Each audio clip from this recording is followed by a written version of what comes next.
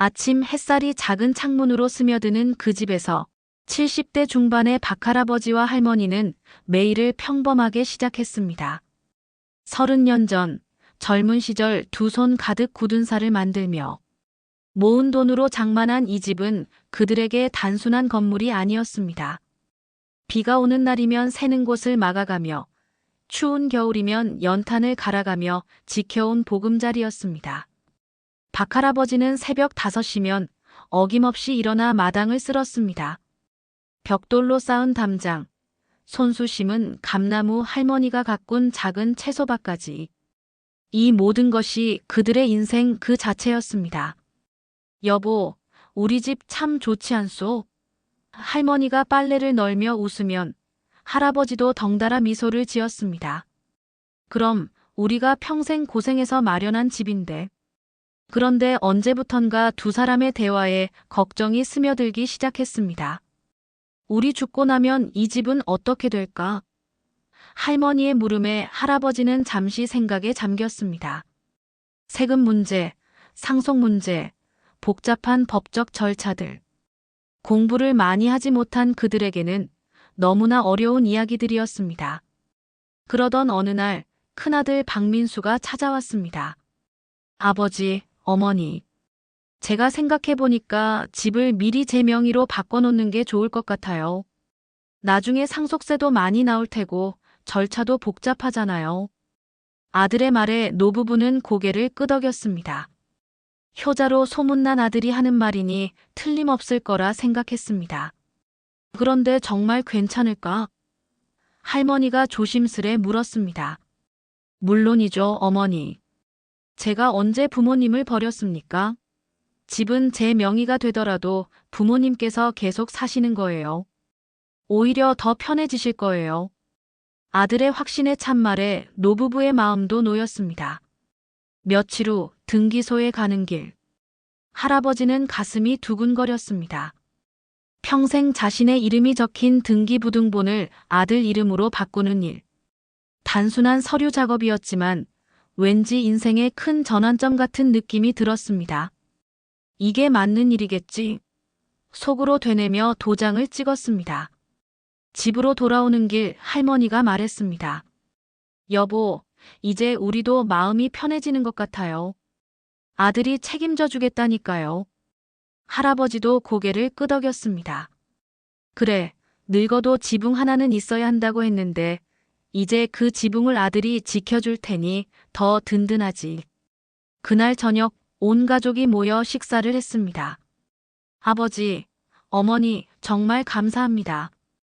평생 고생하셔서 마련한 집을 저희에게 물려주시다니. 아들의 감사 인사에 며느리도 덧붙였습니다. 부모님, 저희가 평생 모시겠습니다. 그 순간 노부부는 자신들의 선택이 옳았다고 확신했습니다. 하지만 그들은 아직 몰랐습니다. 법적으로 집의 소유권이 완전히 아들에게 넘어갔다는 것을, 그리고 이것이 훗날 어떤 결과를 가져올지는. 우리 인생의 마지막 보루를 아들에게 맡겼구나. 할아버지는 그날 밤 잠자리에서 혼잣말을 했습니다. 그때만 해도 그것이 감사의 말인지 두려움의 말인지 구분할 수 없었습니다. 증여가 완료된 후 첫 며칠은 정말 행복한 시간이었습니다. 아들 민수는 매일 아침 부모님께 안부를 물으며 하루를 시작했습니다. 아버지, 어머니 잘 주무셨어요? 정중한 인사와 함께 따뜻한 차. 한 잔을 올려드리는 모습은 영락없는 효자였습니다. 며느리 영희도 시어머니 옆에 앉아 함께 김치를 담그고 명절 준비를 도우며 화목한 가정의 모습을 보여주었습니다. 여보, 우리 정말 잘 키웠네요. 할머니는 아들이 출근한 후 할아버지에게 말했습니다. 그런 것 같소. 집을 물려준 게 참 잘한 일인 것 같아. 할아버지도 만족스러운 표정을 지었습니다. 저녁이면 온 가족이 둘러앉아 함께 식사를 하고 손자들은 할아버지 할머니에게 오늘 있었던 일들을 재미있게 들려주었습니다. 할아버지, 오늘 학교에서 백일장 대회가 있었는데 제가 장려상을 받았어요. 초등학교 3학년인 손자 준호가 상장을 펼쳐 보였습니다. 우와, 우리 준호가 대단하네. 할아버지가 용돈 줄게. 할아버지는 주머니에서 10,000원짜리 지폐를 꺼내 손자에게 건넸습니다. 아버지, 그러지 마세요. 아이들 용돈은 저희가 줄게요. 아들이 정중히 말렸지만 할아버지는 기뻐했습니다. 주말이면 가족들이 함께 나들이를 가거나 집에서 윷놀이를 하며 시간을 보냈습니다. 며느리는 시어머니께 어머니, 제가 요리 좀 배우고 싶어요. 어머니 손맛을 따라갈 수는 없겠지만요라며 겸손한 모습을 보였습니다. 할머니는 그런 며느리가 기특해서 자신이 알고 있는 모든 요리 비법을 아낌없이 가르쳐 주었습니다. 이웃들도 부러워했습니다. 박신혜는 정말 복이 많아. 아들이 저렇게 효도하다니. 요즘 같은 세상에 저런 아들을 둔 게 어디 있어. 동네 할머니들의 칭찬을 들을 때마다 박할머니는 어깨가 으쓱했습니다. 우리 민수가 어렸을 때부터 효성이 지극했어요. 집을 물려준 것도 당연한 일이고요. 하지만 몇 개월이 지나면서 미묘한 변화가 시작되었습니다. 처음에는 정말 작은 것들이었습니다. 며느리가 시어머니와 대화할 때 예전만큼 웃지 않는다든지, 아들이 부모님께 인사할 때 조금씩 형식적인 느낌이 든다든지. 노부부는 처음에는 착각이겠거니 했습니다. 여보, 영희가 요즘 좀 피곤해 보이지 않소? 할머니가 조심스럽게 물었습니다. 아, 직장 다니느라 힘들겠지. 우리가 더 배려해야겠어. 할아버지는 며느리를 감싸며 답했습니다. 하지만 속으로는 뭔가 달라진 분위기를 감지하고 있었습니다. 저녁 식사 시간에도 변화가 느껴졌습니다. 예전에는 가족 모두가 둘러앉아 하루 있었던 일을 나누며 웃음꽃을 피웠는데 이제는 대화가 점점 줄어들었습니다. 아들과 며느리는 주로 자신들끼리 이야기하고 노부부는 그 대화에 끼어들기가 어려워졌습니다. 아버지, 어머니, 식사 맛있게 드세요. 며느리의 인사는 여전히 정중했지만 예전의 따뜻함은 사라진 것 같았습니다. 할아버지는 수저를 들면서도 마음 한구석이 씁쓸했습니다. 아직은 괜찮아. 시간이 지나면 다시 좋아질 거야. 라고 스스로를 위로했습니다. 그러던 어느 날 저녁 할아버지는 우연히 아들 부부의 대화를 듣게 되었습니다. 여보, 언제까지 이렇게 살 거야? 집은 좁고 아이들은 크고 있고. 며느리의 목소리에는 짜증이 섞여 있었습니다. 조금만 참아. 좋은 방법을 찾아볼게. 아들의 대답을 듣고 할아버지는 가슴이 철렁했습니다.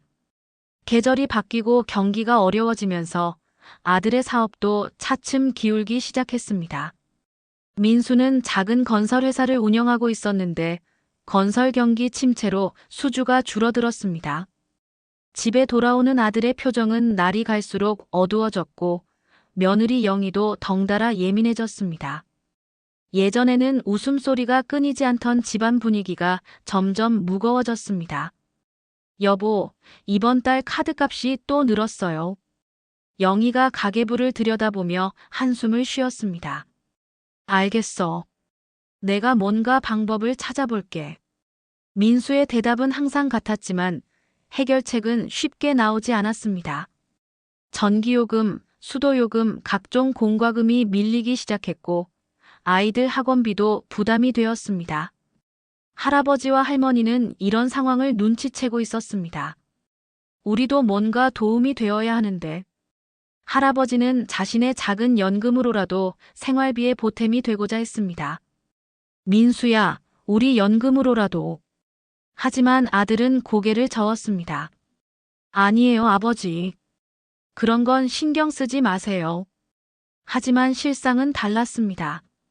며느리는 시어머니와의 대화에서 점점 불만을 드러내기 시작했습니다.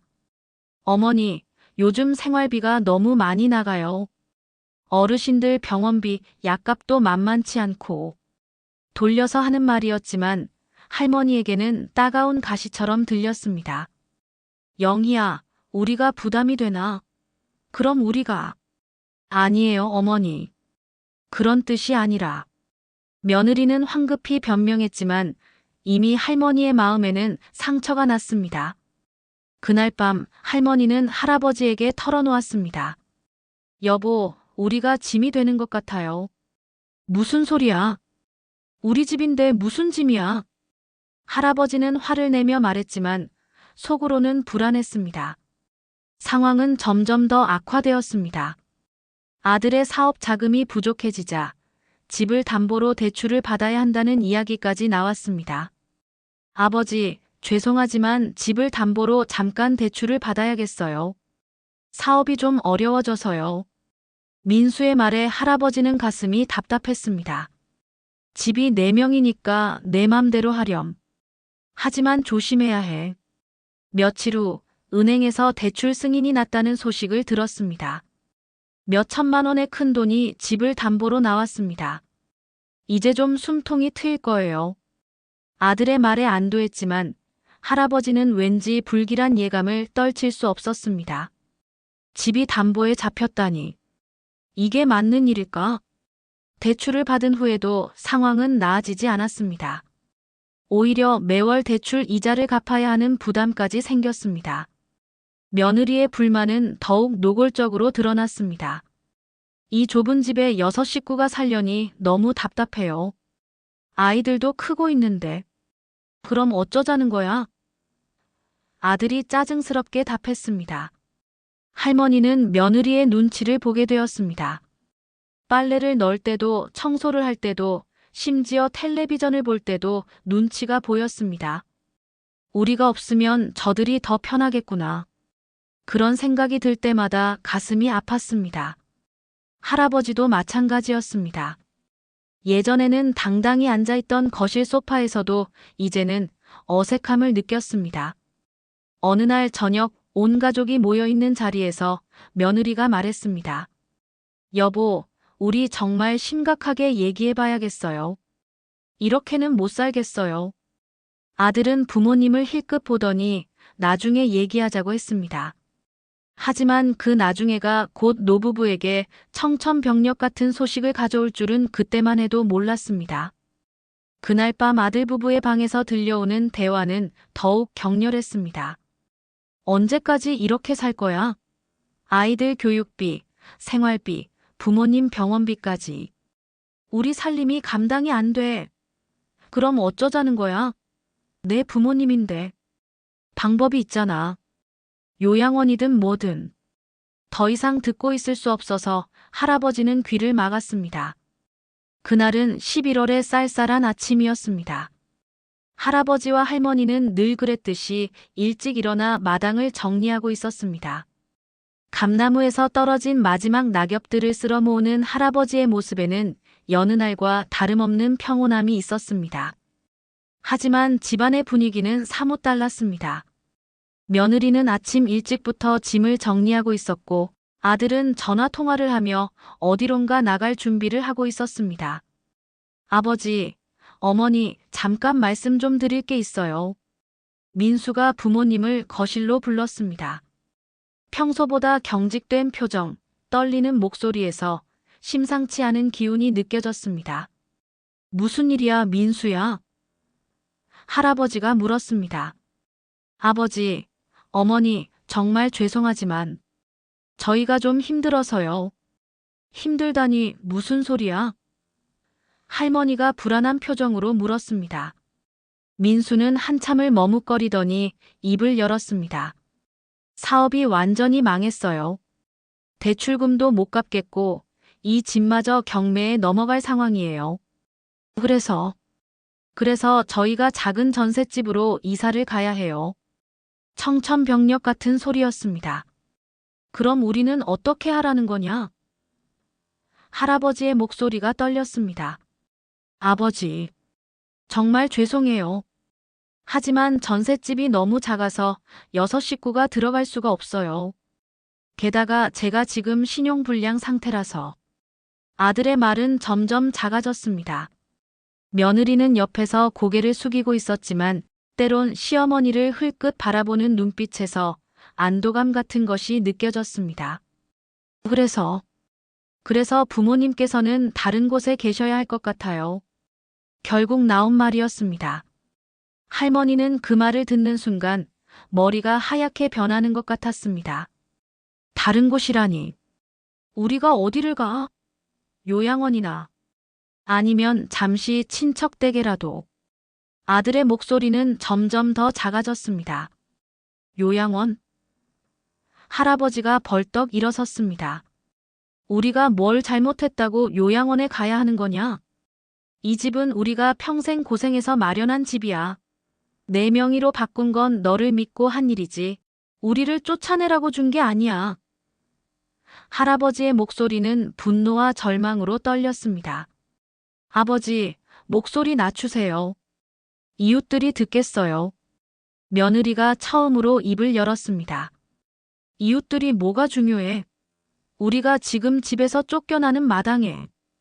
할머니도 울음을 터뜨렸습니다. 민수야, 엄마가 너를 이렇게 키웠니? 부모를 길거리에 내쫓는 자식으로. 하지만 아들은 고개를 돌렸습니다. 부모님, 정말 죄송해요. 하지만 저희도 살아야 해요. 아이들도 있고. 아이들이 소중한 건 알겠다. 하지만 우리도 내 부모야. 할아버지의 절규에도 아들의 마음은 이미 굳어져 있었습니다. 며칠 안에 나가셔야 해요. 이미 전셋집 계약도 했고 이사 날짜도 정했어요. 그날 오후 노부부는 멍하니 앉아 있었습니다. 평생을 함께한 이 집에서 쫓겨나야 한다는 현실이 믿어지지 않았습니다. 여보, 우리 어떻게 하죠? 할머니가 울먹이며 물었습니다. 모르겠소. 정말 모르겠소. 할아버지도 답할 말이 없었습니다. 이틀 후 이사 트럭이 와서 아들 가족의 짐을 실어갔습니다. 마지막까지도 아들은 부모님과 눈을 마주치지 못했습니다. 아버지, 어머니, 정말 죄송합니다. 나중에 형편이 나아지면. 됐다. 가거라. 다시는 우리 앞에 나타나지 마라. 할아버지의 마지막 말이었습니다. 텅 비어버린 집에 노부부만 남았습니다. 하지만 그것도 잠깐, 며칠 후에는 집주인이라고 하는 사람이 나타났습니다. 어르신들, 죄송하지만 이 집 새 주인이 들어오기로 했어요. 나가셔야 합니다. 알고 보니 아들이 집을 팔아버린 것이었습니다. 경매가 아니라 금매로 처분한 것이었습니다. 우리가 어디로 가라는 거요? 할머니가 물었지만 새 주인은 냉정했습니다. 그건 저와는 상관없는 일이에요. 내일까지 나가시기 바랍니다. 그렇게 노부부는 평생 살던 집에서 하루아침에 거리로 내쫓기게 되었습니다. 손에 든 것이라고는 몇 벌의 옷가지와 얼마 안 되는 현금뿐이었습니다. 첫 번째 밤은 근처 공원 벤치에서 보냈습니다. 11월 말 새벽 추위는 생각보다 매서웠습니다. 할머니는 할아버지의 팔짱을 끼고 몸을 웅크렸지만 옷 사이로 스며드는 찬바람을 막을 수는 없었습니다. 여보, 많이 추우시죠? 괜찮소. 우리 둘이 함께 있으니 괜찮소. 하지만 할아버지의 목소리도 떨리고 있었습니다. 새벽 5시쯤 되자 경비원이 다가왔습니다. 할아버지, 할머니 여기서 주무시면 안 되는데요. 불쌍하지만 규칙이에요. 노부부는 다시 짐을 들고 일어나야 했습니다. 몸이 굳어서 일어서기도 힘들었지만 갈 곳이 없었습니다. 그렇게 두 번째 날은 지하철역 대합실에서 보냈습니다. 할머니, 할아버지, 여기는 숙박시설이 아니에요. 영무원의 말에 또다시 쫓겨났습니다. 세 번째 날은 24시간 패스트푸드점에서 보냈습니다. 커피 한 잔으로 버티려 했지만 알바생의 눈치가 보여 오래 있을 수도 없었습니다. 할아버지, 죄송하지만 다른 손님들이 불편해하셔서요. 일주일째 노부부는 찜질방을 찾았습니다. 5,000원으로 하룻밤을 보낼 수 있는 곳이었지만 매일 가기에는 부담이 되었습니다. 한 달 연금으로는 한 달을 버틸 수 없는 돈이었습니다. 여보, 우리 돈 조금씩 쓰면서 버텨봅시다. 뭔가 방법이 생길 거예요. 할머니가 위로했지만 현실은 냉혹했습니다. 찜질방에서 만난 다른 노숙인들로부터 생존법을 배웠습니다. 할아버지, 요일별로 무료 급식소가 달라요. 월요일은 성당, 화요일은 절, 수요일은 복지관. 처음에는 자존심이 상해서 거절했지만 배가 고프니 선택의 여지가 없었습니다. 생전 처음 받아보는 무료 급식의 김치찌개는 눈물 맛이었습니다. 겨울이 다가올수록 상황은 더욱 절망적이 되었습니다. 12월 들어 기온이 영하로 떨어지자 야외에서 보내는 밤은 생명의 위험까지 느껴졌습니다. 여보, 우리 언제까지 이럴까요? 할머니는 동상 기미가 있는 손을 호호 불며 물었습니다. 조금만 더 버텨봅시다. 봄이 오면 나아질 거예요. 할아버지의 대답은 항상 희망적이었지만 속으로는 절망하고 있었습니다. 어느 날은 비가 내렸습니다. 우산도 없이 젖은 옷으로 밤을 보내야 했습니다. 할머니가 기침을 하기 시작했고 곧 열이 나기 시작했습니다. 여보, 병원에 가야 할 것 같아요. 돈이 없는데 어떻게 가요? 조금 더 버텨봅시다. 하지만 할머니의 상태는 점점 나빠졌습니다. 결국 응급실에 가게 되었습니다. 보호자는 누구세요? 간호사의 질문에 할아버지는 답할 말이 없었습니다. 저희는 갈 곳이 없어서. 주소가 어떻게 되세요? 주소가 없습니다. 그 순간의 창피함과 절망감은 이루 말할 수 없었습니다. 다행히 의료진들의 배려로 치료를 받을 수 있었지만 퇴원 후 갈 곳은 여전히 없었습니다. 병원 로비에서 하룻밤을 보내다가 경비원에게 또 쫓겨났습니다. 할아버지, 여기는 병원이에요. 환자들이 이용하는 곳이고요. 우리도 환자인데요. 하지만 소용없었습니다. 어느 추운 밤, 지하 상가에서 잠을 청하려다가 할아버지는 쓰러졌습니다. 과로와 스트레스, 영양실조가 겹친 결과였습니다. 할머니는 울면서 119에 신고했습니다. 여보, 정신 차리세요. 저를 혼자 두고 가시면 안 돼요. 응급실에서 깨어난 할아버지는 할머니의 손을 꼭 잡았습니다. 미안하오. 당신만 고생시켜서. 병원비는 또 다른 부담이었습니다. 의료급여도 제대로 신청하지 못한 상태에서 치료비가 계속 쌓여갔습니다. 할아버지, 퇴원하셔야 해요. 더 이상 입원비를 감당할 수 없다고 하셨잖아요. 사회복지사의 말에 할아버지는 고개를 끄덕였습니다. 알겠습니다. 내일 나가겠습니다. 그렇게 거리로 나온 노부부는 서로를 의지하며 버텼습니다. 여보, 우리 인생이 이렇게 끝나는 건 아니겠죠? 아니요. 우리 아직 살아있잖소. 살아있는 한 희망은 있는 거요. 할아버지는 할머니를 위로했지만 정말로 희망이 있을지는 확신할 수 없었습니다.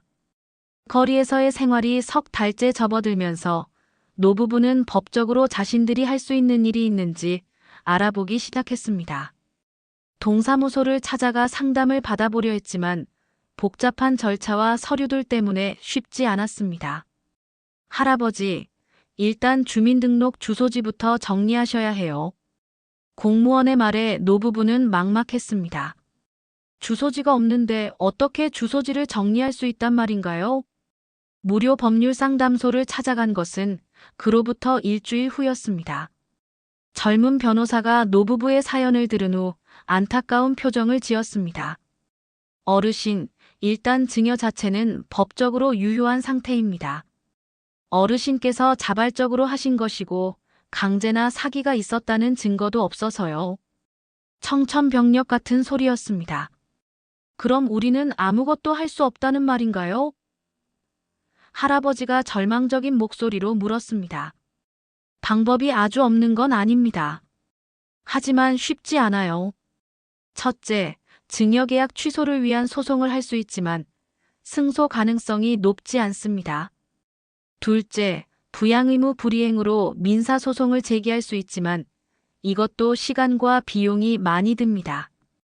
변호사는 계속 설명했습니다. 가장 현실적인 방법은 자녀의 부양 의무 불이행을 이유로 한 손해배상 청구입니다. 하지만 이 경우에도 상대방에게 경제력이 있어야 실효성이 있어요.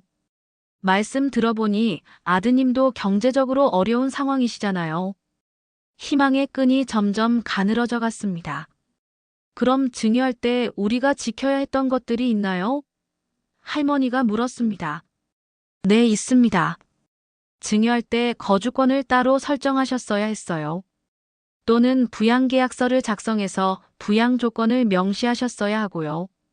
하지만 이미 지나간 일이라 변호사의 말에 노부부는 후회만 커져갔습니다.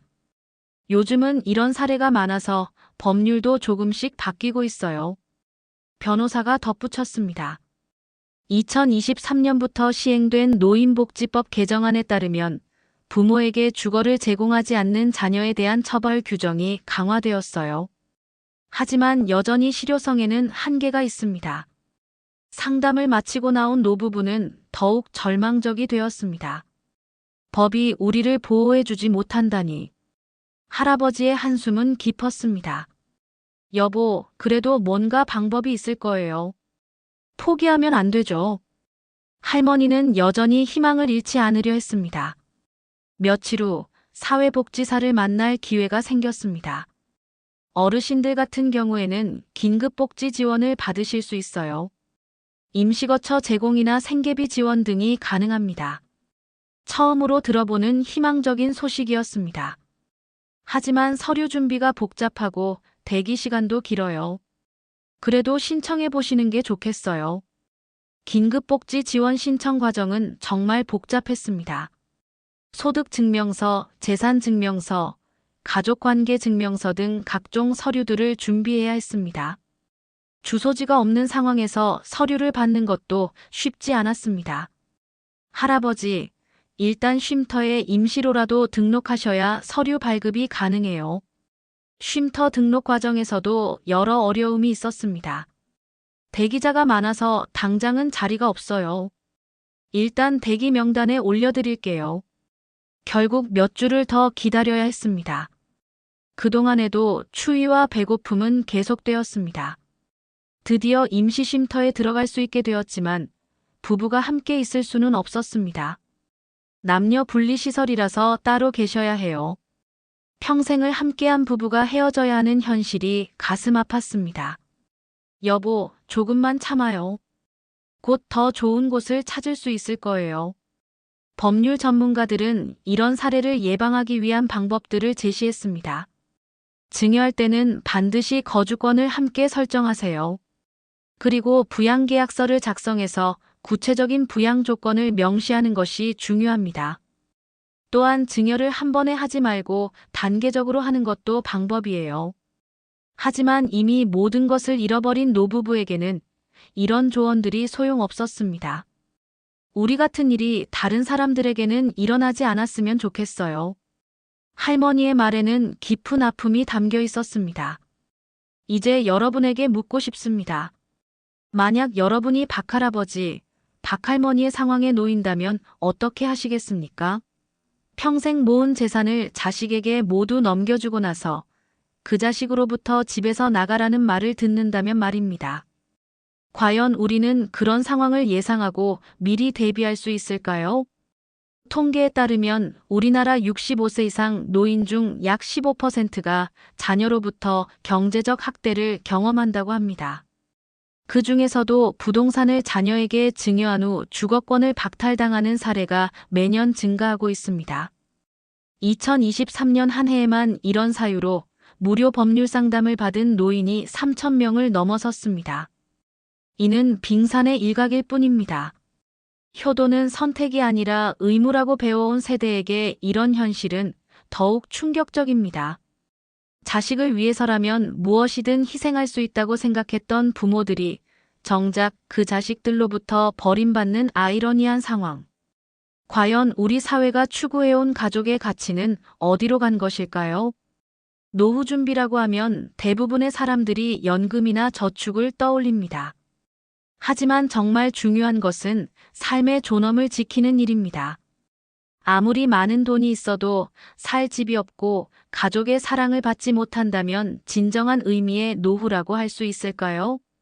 반대로 경제적으로는 넉넉하지 않더라도 존중받으며 살 수 있는 환경이 보장된다면 그것이 더 행복한 노후가 아닐까요?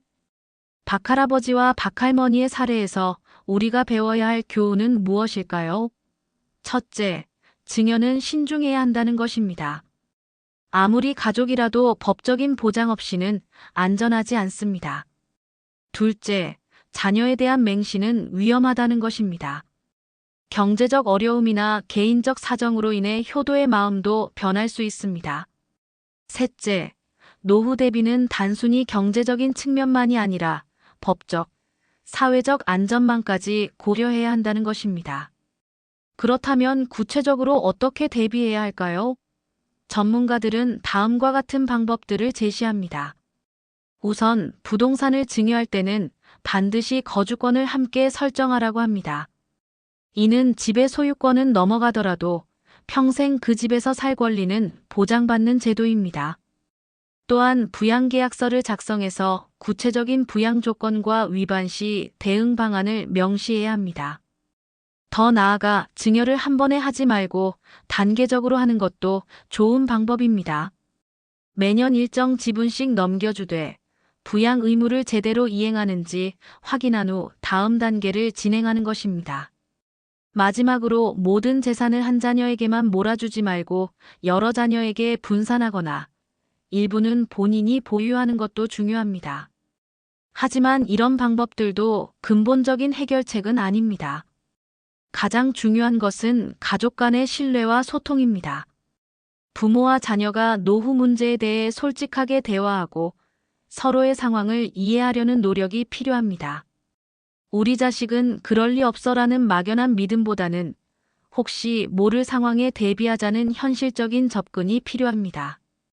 또한 우리 사회 전체의 인식 변화도 필요합니다. 노인을 부양하는 것이 개인이나 가족만의 책임이 아니라 사회 전체의 책임이라는 인식이 확산되어야 합니다. 노인복지시설의 확충, 노인 주거권 보호제도의 강화, 노인 학대 예방 시스템의 구축 등이 병행되어야 합니다. 여러분은 지금 몇 살이신가요? 아직 젊다고 생각하시나요? 하지만 노후는 생각보다 빨리 찾아옵니다. 그리고 그때는 이미 늦을 수도 있습니다. 지금부터라도 진지하게 생각해 보시기 바랍니다. 여러분의 노후는 과연 안전할까요? 자녀들이 여러분을 끝까지 모실 것이라고 확신할 수 있나요? 만약 확신할 수 없다면 지금부터라도 준비를 시작해야 합니다. 그로부터 6개월이 지난 어느 봄날, 노부부에게 기적 같은 일이 일어났습니다. 무료 급식소에서 만난 자원봉사자 김 선생님이 노부부의 사연을 듣고 깊이 감동받았습니다. 할아버지, 할머니, 제가 아는 분이 빈 집을 하나 가지고 계세요. 당분간 그곳에서 지내시는 게 어떨까요? 처음에는 믿기지 않았습니다. 세상에 공짜가 어디 있겠냐며 의심했지만 김 선생님의 진심 어린 마음은 진짜였습니다. 그 집은 작은 원룸이었지만 노부부에게는 궁전 같았습니다. 6개월 만에 다시 지붕 아래에서 잠을 잘 수 있게 된 것입니다. 여보, 우리 정말 살아났네요. 할머니가 울면서 말했습니다. 그러게 말이오. 세상에 아직 좋은 사람들이 있구나. 할아버지도 감격했습니다. 김 선생님은 단순히 집만 제공한 것이 아니었습니다. 노부부가 정부 지원을 받을 수 있도록 각종 서류 준비를 도와주고 병원 진료도 받을 수 있게 연결해 주었습니다. 어르신들, 지금까지 너무 고생하셨어요. 이제 좀 편히 쉬세요.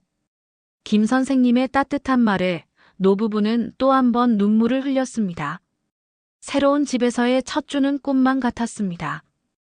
더 이상 추위에 떨지 않아도 되고 눈치 보지 않고 잠을 잘 수 있었습니다. 간단한 요리도 해먹을 수 있고 따뜻한 물로 목욕도 할 수 있었습니다. 이런 게 사람 사는 거구나. 할아버지는 새삼 깨달았습니다. 하지만 마음의 상처는 쉽게 아물지 않았습니다. 가끔 아들 생각이 날 때면 가슴이 아팠습니다. 민수는 지금 어떻게 지내고 있을까? 손자들은 건강할까? 미움과 그리움이 교차하는 복잡한 감정이었습니다. 여보, 우리 아들을 용서해야 할까요? 할머니가 물었습니다. 잘 모르겠소. 시간이 해결해 주겠지. 어느 날 예상치 못한 일이 일어났습니다. 아들 민수가 노부부를 찾아온 것입니다. 6개월 만에 본 아들의 모습은 많이 초췌해져 있었습니다. 아버지, 어머니, 정말 죄송합니다. 아들은 무릎을 꿇고 사죄했습니다. 저도 사업이 완전히 망해서 가족들과 헤어져 지내고 있어요. 이제야 부모님 마음을 알 것 같아요. 할아버지는 복잡한 마음이었습니다. 분노와 실망, 그리고 여전한 부정이 뒤섞여 있었습니다. 너 때문에 우리가 얼마나 고생했는지 아느냐? 알고 있습니다. 정말 죄송해요. 변명할 말이 없어요. 아들의 눈에도 눈물이 고였습니다. 그래도 여전히 살아계셔서 다행입니다. 정말 걱정했어요. 걱정은 무슨? 우리를 길거리에 내쫓고 나서 무슨 걱정이야? 할아버지의 말에 아들은 더욱 고개를 숙였습니다. 아버지, 저 정말 어리석었어요. 돈에 눈이 멀어서 가장 소중한 것을 잃어버렸어요. 하지만 할아버지의 마음은 쉽게 풀리지 않았습니다. 이제 와서 후회해도 소용없다. 이미 엎질러진 물이야. 며칠 후 아들은 다시 찾아왔습니다. 이번에는 손자들과 함께였습니다. 할아버지, 할머니, 손자들이 달려와 안겼습니다. 아이들은 할아버지 할머니가 어디에 계신지 몰랐다며 많이 보고 싶었다고 했습니다. 그 순간 노부부의 마음이 조금씩 누그러졌습니다. 할아버지, 저희 다시 함께 살 수 없을까요? 큰 손자가 순진하게 물었습니다. 함께 살긴. 할아버지는 말을 잇지 못했습니다. 다시 함께 산다고 해도 예전처럼 될 수는 없을 것 같았습니다. 너무 많은 상처가 있었고 신뢰가 깨진 상태였습니다. 하지만 시간이 지나면서 조금씩 화해의 분위기가 무르익었습니다. 아들은 매주 찾아와서 안부를 묻고 생활비도 조금씩 드렸습니다. 아버지, 어머니, 제가 다시 일자리를 구했어요. 작지만 안정된 월급을 받게 되었어요. 이제 조금씩 도움을 드릴 수 있을 것 같아요. 아들의 말에 노부부는 다행스러워했습니다. 그러던 어느 날 할머니가 말했습니다. 여보, 우리 인생이 아직 끝나지 않은 것 같아요. 이렇게 새로운 시작을 할 수 있다니. 그렇죠. 우리가 이런 고생을 했지만 덕분에 진짜 소중한 것이 뭔지 알게 되었어. 할아버지도 동의했습니다. 노부부는 이제 새로운 꿈을 꾸기 시작했습니다. 김 선생님과 함께 다른 어려운 노인들을 돕는 봉사활동을 하기로 했습니다. 우리와 같은 일을 겪는 사람들이 더 이상 없었으면 좋겠어요. 할머니의 말에 할아버지도 고개를 끄덕였습니다. 우리 경험을 다른 사람들에게 알려서 미리 대비할 수 있게 도와주자. 이제 노부부는 매주 복지관에서 다른 노인들을 상대로 강의를 합니다. 부동산 증여할 때 주의사항, 노후 대비 체크리스트 같은 실용적인 내용들을 전달합니다. 처음에는 부끄러웠지만 이제는 보람을 느낍니다. 우리 이야기를 듣고 대비하는 분들이 있다니 다행이에요. 어느 봄날 저녁 작은 방에서 차를 마시며 할아버지가 말했습니다. 여보, 우리 참 많은 일을 겪었네요. 그래도 함께 이겨냈잖아요. 우리 둘이서. 할머니가 웃으며 답했습니다. 그게 가장 큰 행복이었소. 끝까지 함께 할 수 있어서. 두 사람은 서로의 손을 꼭 잡았습니다. 밤하늘을 바라보며 할아버지가 혼잣말을 했습니다. 우리 인생이 아직 끝나지 않았구나. 새로운 시작이 가능하구나. 그리고 시청자 여러분을 향해 묻고 싶습니다. 당신의 노후 스스로 지킬 준비를 하셨나요? 진정한 노후 대비는 돈만으로 되는 것이 아닙니다. 존엄성을 지키며 살아갈 수 있는 준비, 그것이 진정한 노후 대비입니다.